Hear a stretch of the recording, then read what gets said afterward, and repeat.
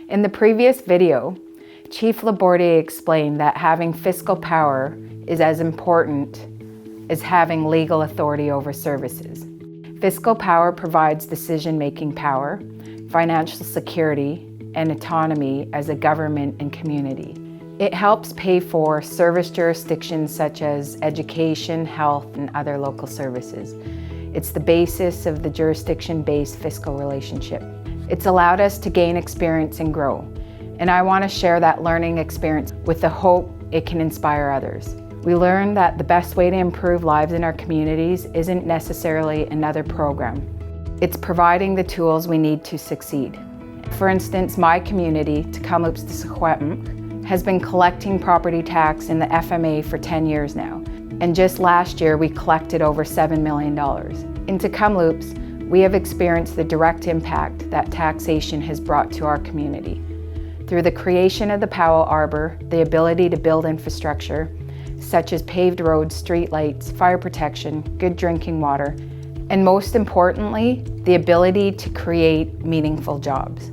These are just a few of the benefits that I've seen arise through taxation that wouldn't be enjoyed without own source revenue.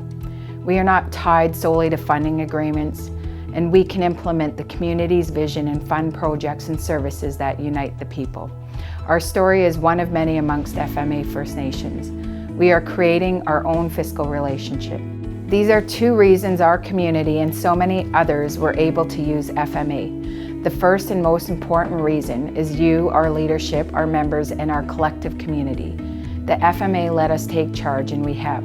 It has reduced our reliance on transfers and elaborate reporting requirements to the federal government. We have shown what we can do when we have fiscal power. The second reason is we didn't have to do it alone. We have our First Nation institutions to support us.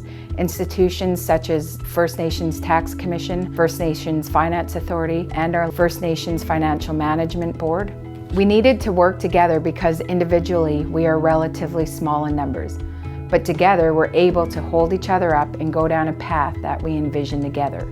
Coming together allows us to use our jurisdiction positively. It's not easy creating a tax system, much less a thriving economy, but our own institutions are there to support us. This is important.